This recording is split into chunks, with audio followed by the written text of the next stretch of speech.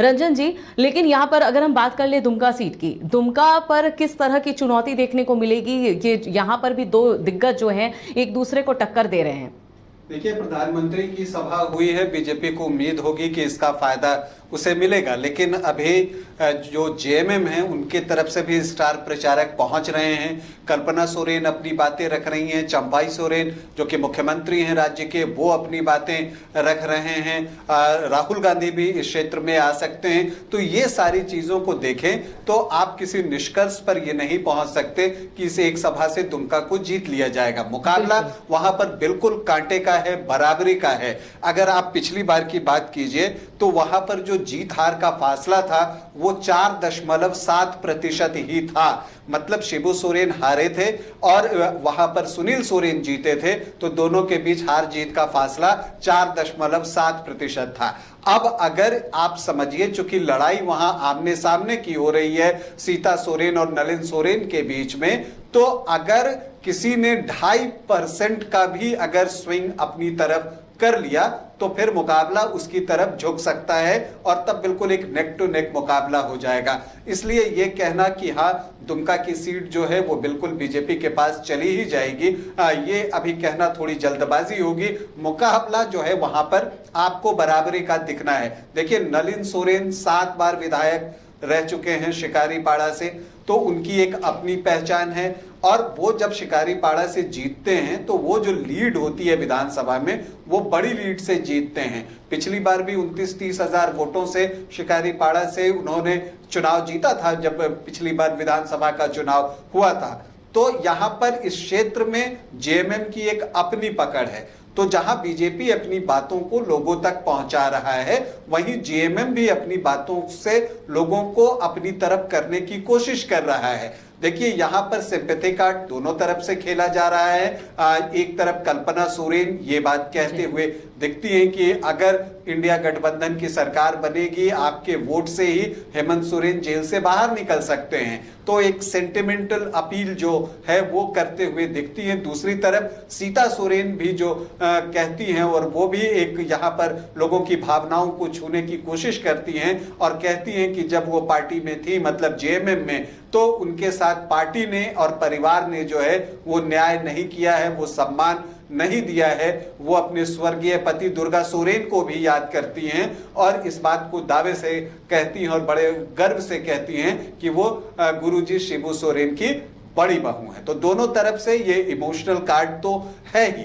इसके अलावा अगर आप देखें तो जो दुमका लोकसभा क्षेत्र है वहां पर जब आप सुदूर गांव में चले जाएंगे तो वहां तीर धनुष ही सब जानते हैं, इसके अलावा और कोई बहुत कुछ जानकारी नहीं है। परिस्थिति इतनी बदली नहीं है, लेकिन फिर जैसे जैसे आप शहर की तरफ आते हैं बीजेपी की जो पकड़ है यहां पर आपको मजबूत होते हुए दिखती है। अगर आप दुमका लोकसभा की बात करें तो इसके अंतर्गत जो है 6 विधानसभाएं, जिसमें से मैंने आपको बताया कि शिकारीपाड़ा से खुद नलिन सोरेन विधायक हैं और जामा से जो है वो सीता सोरेन विधायक हैं। तो देखिए, यहाँ जो 6 विधानसभा है, अगर आप उसके जरिए देखने की कोशिश करें तो जो शिकारीपाड़ा है और इसके साथ जामताड़ा है, यहां पर जेएमएम जो है बड़ी बढ़त लेने की कोशिश करता हुआ दिखेगा और मुझे लगता है कि यहां पर जेएमएम को एज दिखता भी है। हालांकि शिकारीपाड़ा में पिछली बार जेएमएम को लगभग 9000 वोटों की लीड मिली थी, लेकिन इस बार उसकी कोशिश होगी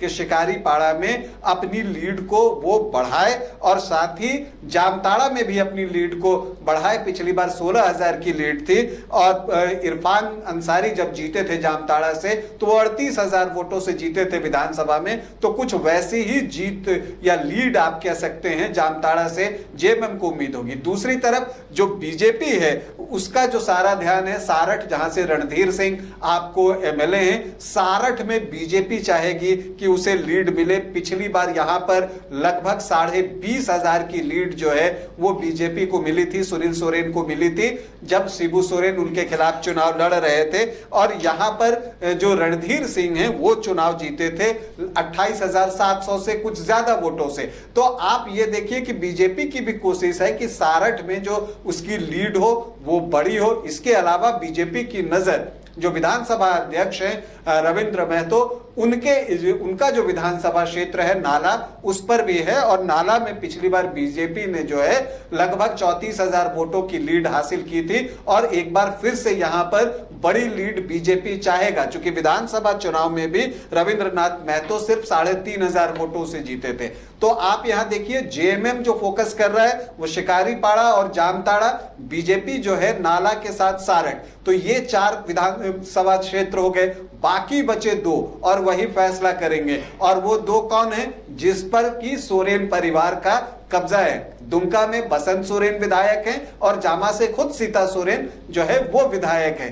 तो इन 2 जगहों पर किस तरह से वोटिंग होती है, यहां पर कौन बड़ी बढ़त ले पाता है, कितने की बढ़त ले पाता है, इस पर जो है चुनाव परिणाम बहुत कुछ निर्भर रहने वाला है। तो कुल मिलाकर दुमका का चुनाव मैं नेक टू नेक मानता हूं और यहां पर कोई भी भविष्यवाणी करना जो है अभी जोखिम भरा है। बिल्कुल जल्दबाजी होगी, क्योंकि जिस तरह से समीकरण बन रहे हैं उस हिसाब से कुछ भी कहना बहुत जल्दबाजी होगी।